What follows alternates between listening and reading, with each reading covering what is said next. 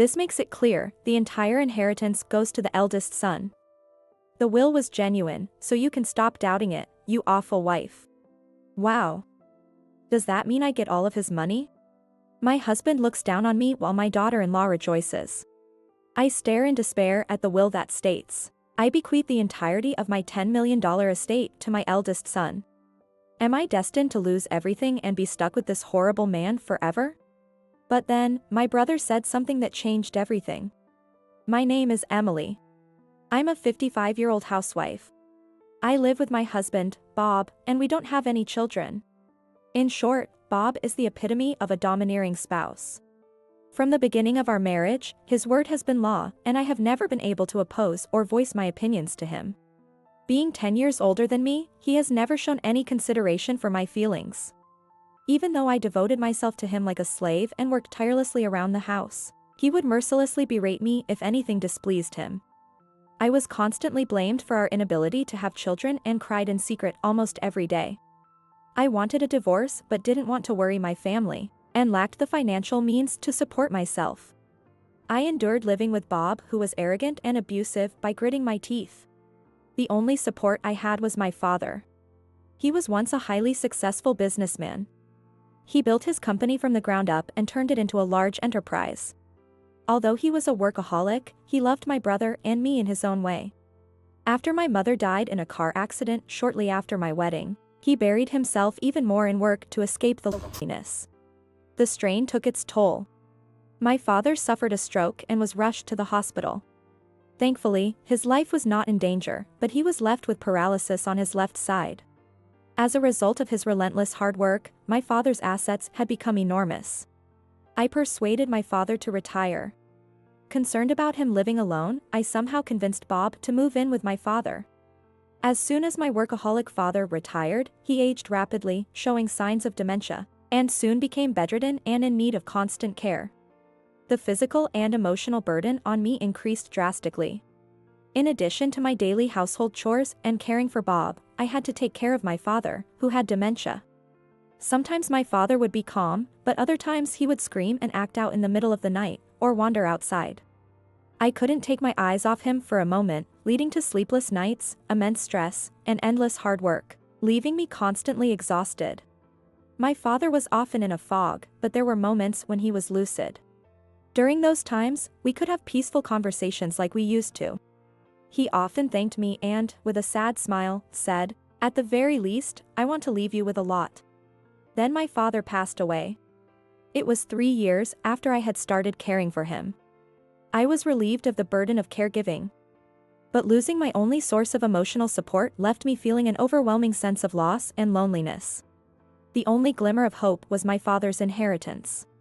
Even if the $10 million inheritance is split between my brother, James, and me, I'd still get $5 million. With that much money, I could finally leave my devil of a husband. It was my last hope for a better life. A few days later, Bob and my brother's wife, Jennifer, called me to discuss the inheritance. James has been working abroad on a solo assignment for a few years. He had come back for the funeral but returned to his post yesterday. Jennifer will attend as a representative of James. Your father's will was found in the back of a drawer. It's good we found it prepared. Since it wasn't sealed, let's read it now. A will. I don't recall anything about that. I had been caring for my father daily and never saw him write a will. Bob, who never even approached my father, how could he know about this? A sense of unease washed over me, filling me with dread. All right, I'll read it. I bequeath my entire estate to my eldest son, James. Date XX. Signed, Robert Johnson. That's it. I couldn't believe my ears. I had always thought my father's estate would be evenly divided between James and me. For the entire $10 million to go solely to him. Wait a minute. This doesn't make sense. Why? Bob shoved the will in my face. See for yourself. Sure enough, the will was signed by my father. I immediately suspected forgery. My father loved both James and me. He would never favor just one of us.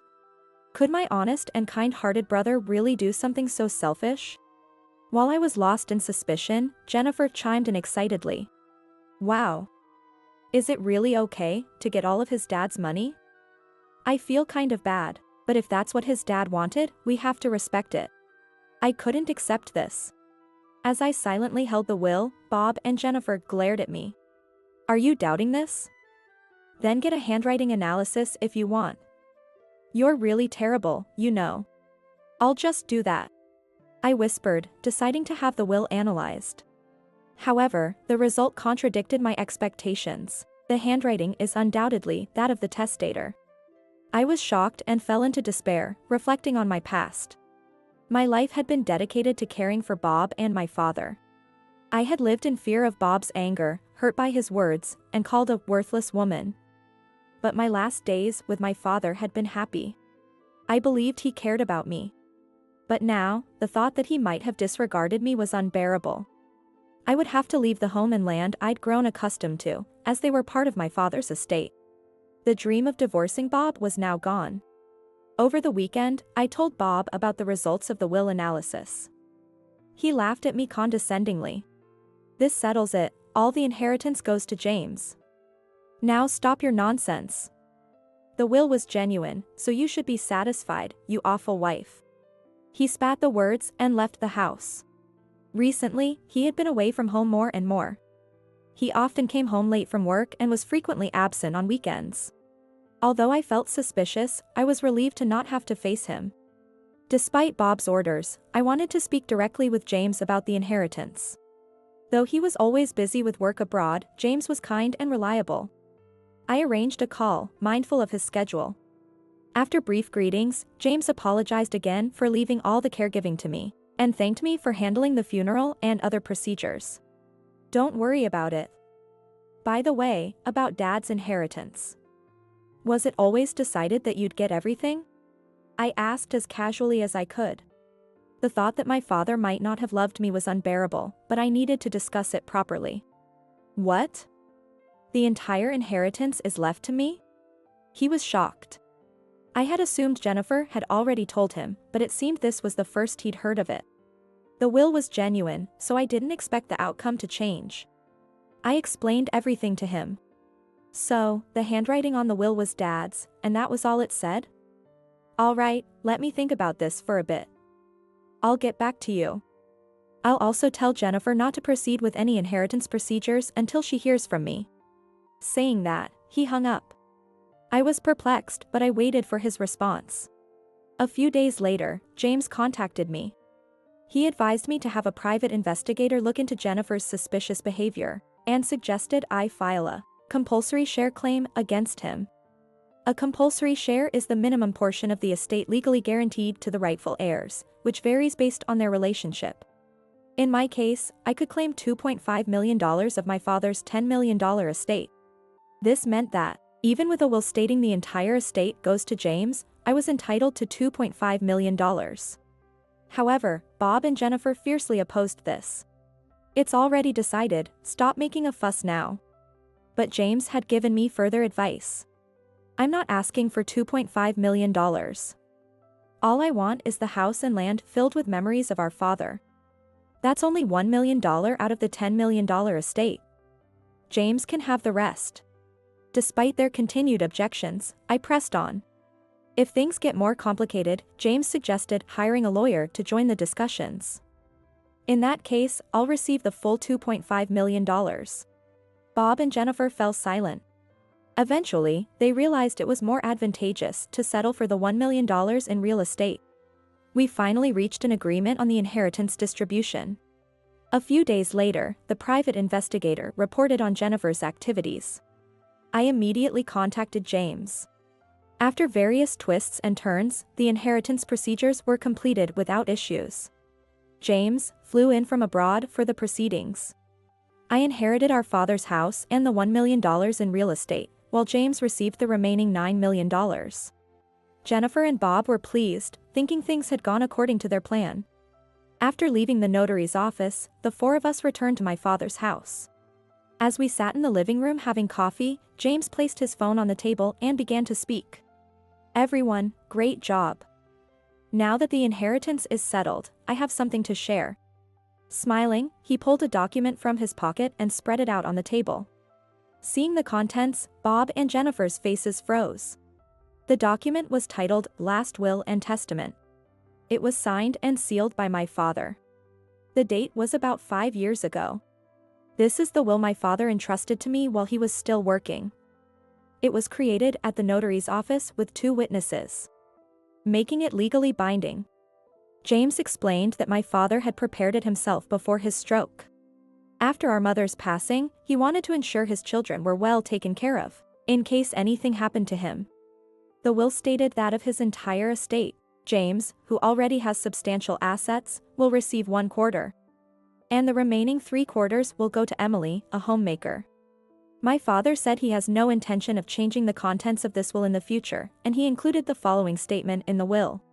If the contents of this will are to be changed, the reason for the change must be provided. Any will that does not include the reason for the change will be considered invalid. Dad worked himself to the bone and thought about the possibility of being incapacitated or having dementia. With such a large estate, he wanted to prevent any disputes among the family, so he prepared early. James gently touched the will. In the will's addendum, my father had written, "I hope the family can live in harmony and happiness without disputes over the inheritance." The will was filled with my father's warm feelings for his family. Realizing my father had loved me as much as James, I felt a surge of emotion. Meanwhile, Bob and Jennifer sitting next to me turned pale. So, without a valid reason attached, any changes to this will are void. Even if it's in Dad's handwriting? It's invalid if he was forced to write it while in a state of dementia. Suddenly, Bob slammed his hand on the table. Bob glared at James with a demonic expression and growled. "Hey, James, do you have any proof? Calling someone a criminal? I never said you forged the will, Bob." "Jennifer, what do you think?" He looked at her sitting next to him.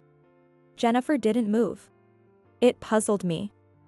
After Jennifer informed me of our father's passing, I stayed in the US until the funeral was over. Then, after I returned overseas, the inheritance discussions began, but no one informed me about any of it, even though it directly involved me. James looked at her again. Jennifer still said nothing. "Shut up. The inheritance is settled. That $9 million is ours. Who cares now?" "Ours? What do you mean?" "I inherited it." I said shut up. Their conversation was going nowhere. "You see, the $9 million I inherited is worthless." "What?" James explained calmly. "Out of our father's $10 million estate, all non-real estate assets were stocks in his company.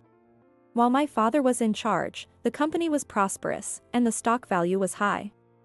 But after he retired, the company faced continuous losses and was on the brink of bankruptcy by the time he passed away. Once valued at over $9 million, the stocks were now virtually worthless. There's no way that's true." "It is. I knew this when I inherited it. I'm planning to handle the company's debt settlement. Since it didn't concern you, I didn't mention it." Bob was visibly shaken, mumbling to himself as he held his head. He couldn't grasp the reality. For the first time, Jennifer spoke up. "Wait a minute. Are you saying we inherited worthless stocks, and Emily got $1 million? That's unfair." James sighed beside the ranting Jennifer. "Jennifer, my father's inheritance was rightfully mine to inherit. You didn't lose anything. Why are you so angry?